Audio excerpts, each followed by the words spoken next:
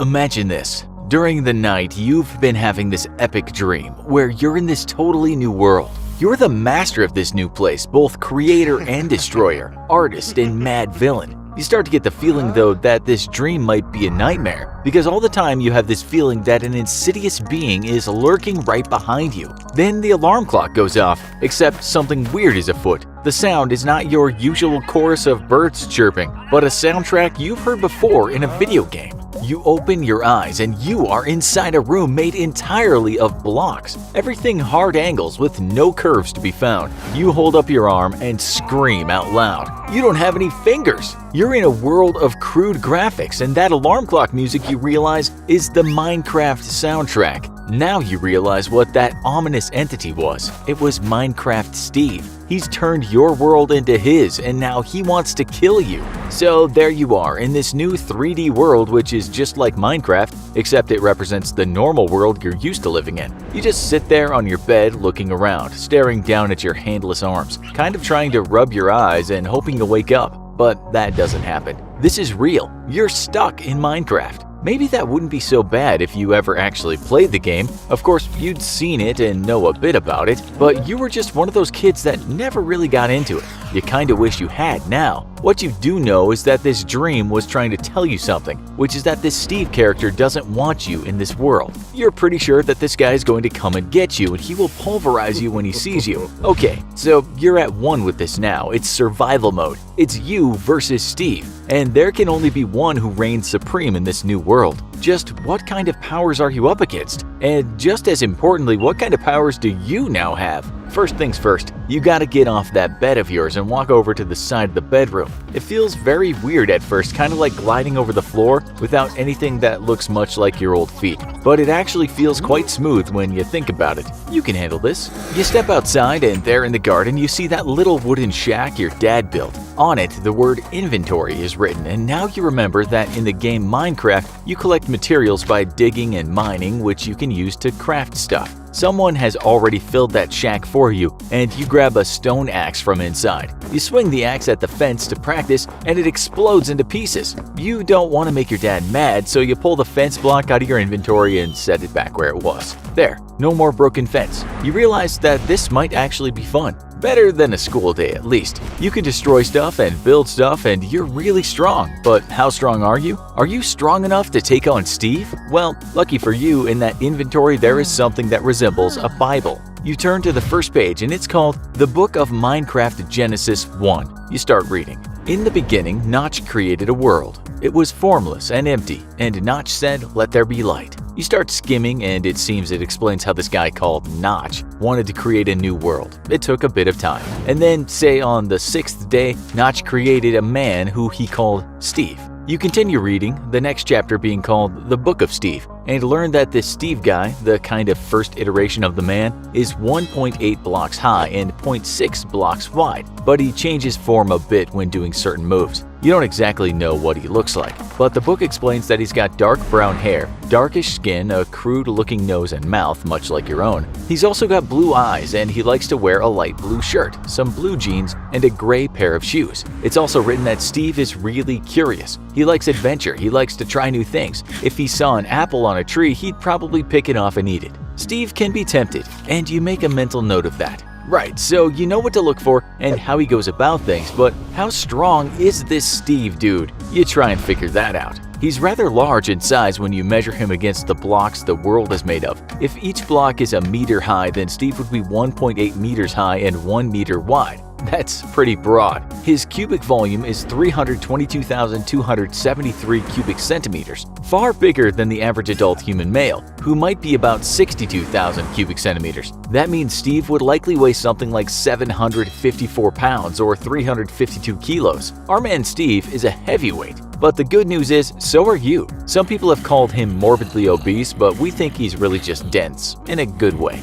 After all, he builds and breaks stuff all day, every day. This guy must be super fit. He's a doer, not someone who sits around on the sofa all day watching home improvement shows on TV. He's already the quintessential home improver, a DIY master of masters. Reading the Book of Steve, you learn that he's incredibly strong. He can carry something like 12 million tons of gold, which you can hardly believe. He can punch through a cubic meter of solid diamond and turn it into dust. Think about this. If you remember Rocky IV, the Russian boxer Ivan Drago could register a 2,150 pounds per square inch punch. That was enough to almost knock Rocky's head right off. The non-fictional boxer and recently retired former heavyweight champ Vladimir Klitschko had a punch measured at 1,100 psi. That's a far cry from Ivan Drago, but let's still say that anything over 1,000 psi is a huge punch. Now, if we try to calculate how hard Steve would need to punch to turn a block of diamond into dust, you get a figure around 32.6 million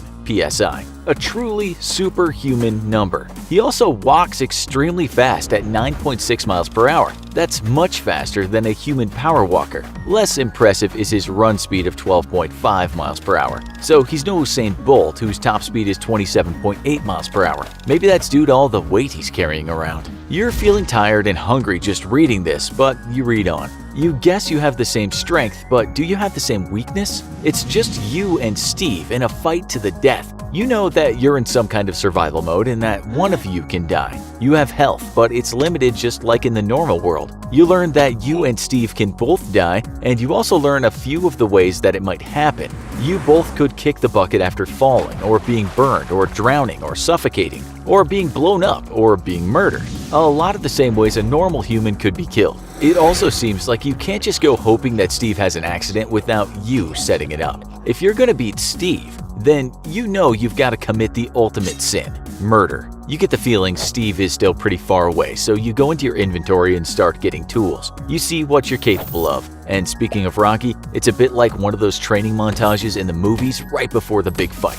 Unfortunately, there are no chickens to catch or cow carcasses to punch, but there are plenty of steps to run up. So you're fully fit and fight ready, and you decide that you're gonna build some traps. You go into your house where you know Steve will come to find you, and you turn it into a house of horror, full of traps in places where Steve can get hurt. If he walks through your front door, he will get a nasty hit on the head because you've planted an iron weight on top of that door with a switch on the floor so that when someone walks through it, it will be triggered and the weight will fall on them. If he survives that, he will no doubt continue to walk forward, and you've constructed another trap for him where when he walks on a certain block, arrows fire at him. He might manage to jump out of the way, but it's worth a shot. Steve, of course, is going to be very angry at this point, but you're watching from far away and are quite safe. But what if Steve is too smart to fall for this and he knows you've likely booby-trapped the house, because he would have done the exact same thing? Still, he needs to find you. He's also hungry, and he sees a large box with a sign next to it reading "Delicious Food," which is of course not filled with food,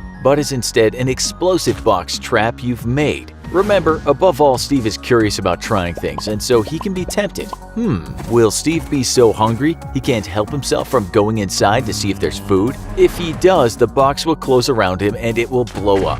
That's Steve blown to pieces. But what if Steve, while curious, is not quite so dumb that he'd fall for this? Maybe Steve is actually quite creative and intelligent and, like you, enjoys reading. How do we take advantage of that? In one of your new houses you've built while waiting for him, you also have created a bookshelf, and there you have left some books that will tell Steve how to kill his world's new imposter. Next to the bookshelf is a pool of delicious clear blue water, continually refilled by a stream that runs under the home. As Steve reads the book of you, he can't help but drink the icy cool, refreshing water. Soon enough, nature will take its course and he'll have to make his way to the restroom. After finishing his business, he sees a sign that reads "Push to Flush" next to a button on the floor. Steve may be a murderer, but he's still a polite guest, and he pushes the button, releasing a trapdoor that drops him down, down, down into the darkness below. Unfortunately, your trap worked, but not perfectly. He doesn't land in the lava pit like you planned, but instead falls into a dark cavern below the house. Thankfully for him, he thinks. There are tracks with a cart and he senses you are somewhere at the end of it.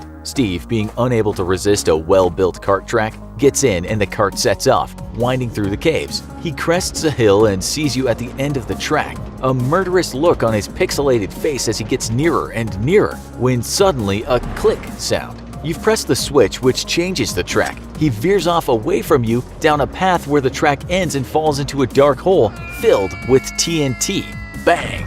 The TNT goes off. It doesn't take Steve out instantly, but the hole left from the massive explosions goes deep down into the earth, with only a pool of lava at the bottom. Steve falls down into the hot magma and there's nowhere for him to go. He hops and runs, but the sheer walls don't give him anywhere to go, and his last heart ticks away from the fire damage. You've done it. You've stopped Steve. Of course, this is far from the only way to stop him, but the general theory on how to take him out remains the same. Use his own inability to resist exploration and trying new things against him. Trick him into locking himself in a room filled with water, or pressing a button that drops tons of blocks on him, or lead him into a room filled with creepers. With a little creativity, you'll have no trouble taking Steve out, and you might even have some fun doing it. And after all, isn't that what Minecraft is really all about? Do you play Minecraft? Tell us what crazy methods you have to get rid of Steve in the comments. Also, be sure to watch our other video, Fortnite vs Apex vs PUBG Battle Royale 2019. Thanks for watching, and as always, don't forget to like, share, and subscribe. See you next time.